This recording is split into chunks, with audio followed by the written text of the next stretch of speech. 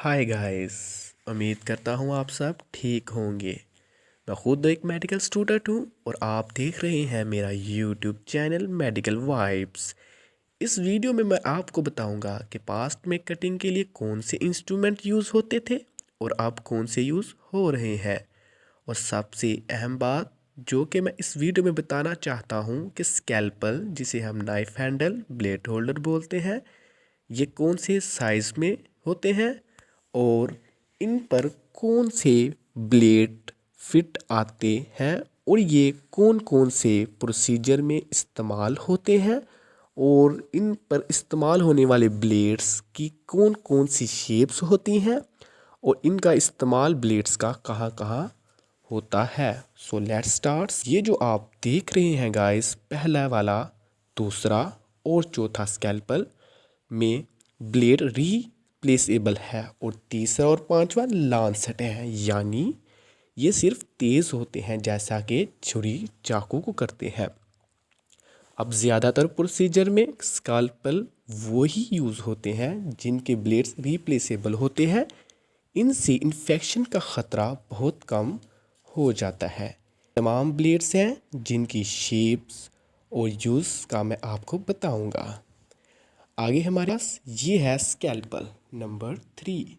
इसे inside knife भी कहते हैं, यानी डीप कटिंग के लिए और सुपरफिशियल की कटिंग में इस्तेमाल होता है। और इस पर blade number 10, blade number 11, blade number 12 और ब्लेड नंबर 15 बिल्कुल फिट आते हैं। और आगे है, ये है स्कैल्पल नंबर 4, जिसे स्किन नाइफ भी कहा जाता है। ये मोस्टली कटिंग स्किन के लिए इस्तेमाल होता है। इस पर blade number 20, blade number 21, blade number 22 और ब्लेड नंबर 23 और ब्लेड नंबर 26 के बिल्कुल फिट आते हैं।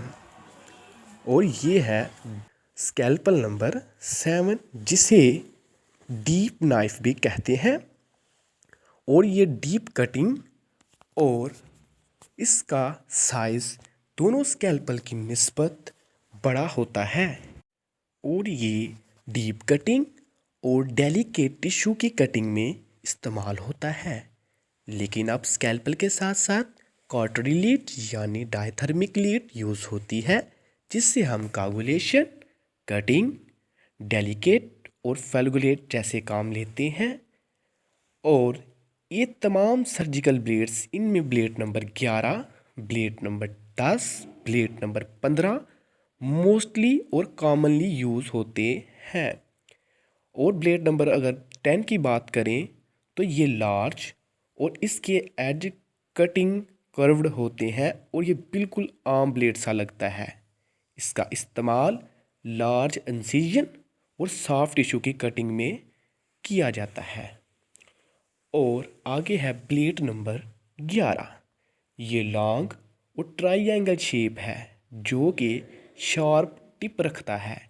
इसका use short precious make marking में इस्तेमाल होता है। जिस तरह कि हमने अगर ड्रेन को इंसर्ट करना हो तो हम इसका इस्तेमाल करते हैं। और इसके बाद ब्लेड नंबर 12, ये छोटा और क्रीसेंट शेप होता है जो कि इनसाइड कर्व्ड अंदर की तरफ मुड़ा हुआ होता है और इसके एज बहुत ही शार्पली होते हैं। और ये मोस्टली स्विचर की कटिंग में यूज़ होता है। और ब्लेड नंबर 15 की बात करें तो ये छोटा और कटिंग कर्व्ड एज रखता है और ये छोटे और बहुत ही कीमती, जिसे हम कह सकते हैं प्रीशियस इंसिजन को देने में यूज़ होता है।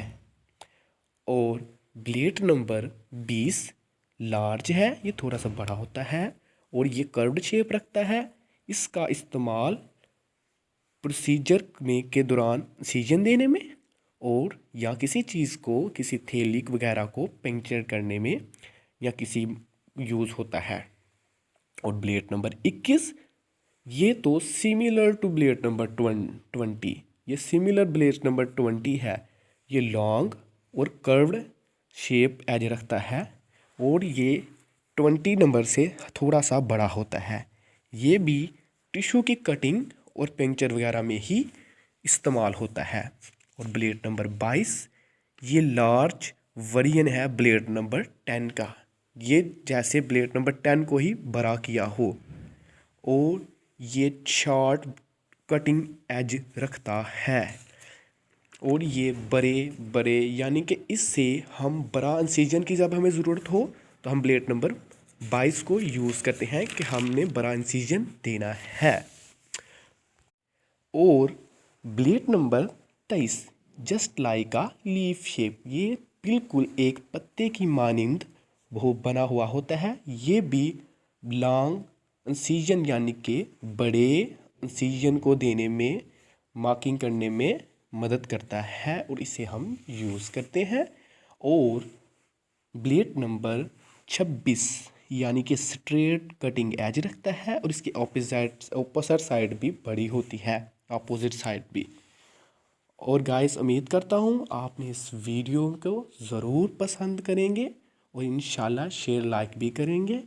Thank you for watching my video.